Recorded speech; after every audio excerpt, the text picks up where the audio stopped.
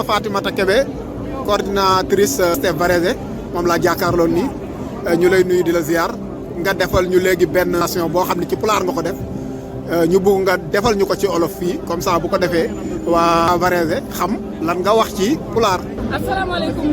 macha allah waa section bu Varese man la soxna Fama comme ni ko sëñ Diaw waxee maa ngi leen di nuyu di leen ziar ñun ñoo ngi fii ci suñu manifestation bi nga xam ne tey ci la ñuy yendu fii ci Rome donc sama discours ci Haalpulaar moom laa bëgg a traduire ci olof di doon wax rek ak président Macky Sall ñun ñoo àndoon ak moom bi ko président Ablaye Wade di ko bëgg a faagaagal ñun ñoo àndaan nag ak président Ousmane Sonko bu ñu gisee nag coow li gën a bari c'est parce que la mu teg président Ousmane Sonko moom président Macky Sall teg Ablaye Wade tegu ko woon lu xaaj bi waaye moom la mu teg président Ousmane Sonko kenn mosuñu ko koo teg ci opposant fii ci sunu réew Sénégal c'est la première ñun ñi àndoon ak moom boobu nag ñun ñooy àndaat ak Ousmane Sonko xeexle ko injustice bi nga xam ne moom lañ teg ci kawam lii laa wax man nag Haalpulaar laa maa ngi ci Fuuta bi yëpp rawatina nag Île à Morphil ñun Haalpulaar yi nangu wuñu woon neddo ko bandum bu njëkk nangu wuñ ko tey ñun li ñu nangu mooy Sénégal bu wootee sénégalais yëpp ay jóg amul kii Haalpulaar la amul kii Joolaa la amul kii séeréer la ndax moom ba mu soxlaa ñëpp a jóg donc tey tam bu defee injustice ñun Haalpulaar yi dañuy taxaw bañ ko parce que lu dul dëgg du yàgg te lu dul dëgg neen la ñun nag ñoo ànd ak Ousmane Sonko parce que gis nañ ne moom mooy opposant buñ mës a am ñun sénégalais ñun dañoo mësul am opposant bu mel ni président Ousmane Sonko ubbi na bëri ubbi na xel yi ubbi na fépp donc ñun tey naxaate bi dañ cee jóg bu yàgg mu ñëw nag dooleel ñu kon tey bu subir injustice ñu ni dañuy ñëw dooleel ko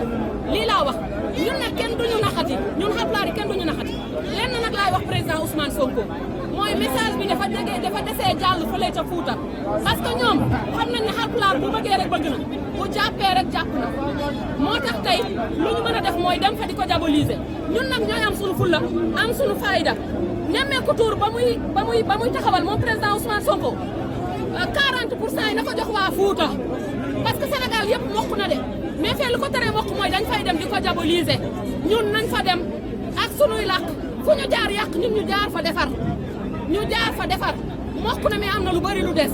parce que nag sunuy kàllaama yi moom la ñu gën a mën a dégguñu lu bari français dégguñu lu bari olof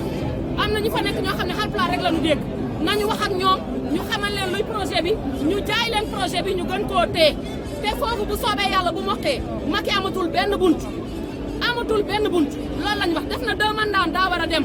waaye ay keneen a nekku fekk amul kenn ku ko mën a remplacer moom ba muy ñëw di yàq réew mi ndax ñun gisoon nañ ne yàq xatu réew mi lay doon waaye gisuñu ko woon ñu jox ko réew mi kon tey bu ñu gisee kuy defar réew mi dañ koy jox réew mi muy président Ousmane Sonko bu ko bopp nag metti vive président Ousmane Sonko vive le Sénégal uni vive Ousmane Sonko et vive le Sénégal uni macha allah Sénégal li ko gën a raw li ko defar mooy diversité des langues li ko defar mooy ma ne man Haalpulaar la kii ne séeréer la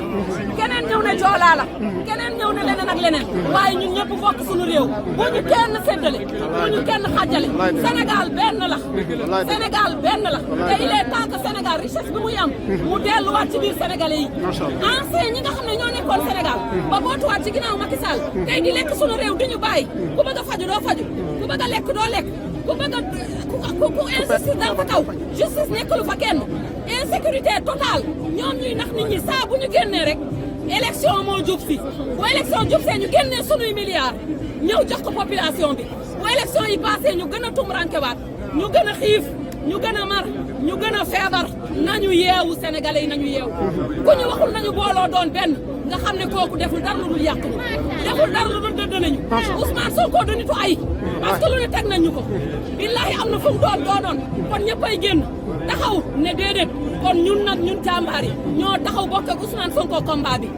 ñun Haalpulaar yi ñoo taxaw bokk ak président Ousmane Sonko diabolisation jeex na fi amul kenn ku leen dul dégg ku leen di déglooti bii président Ousmane Sonko bii Sénégal uni amul beneen opposant bu dul président Ousmane Sonko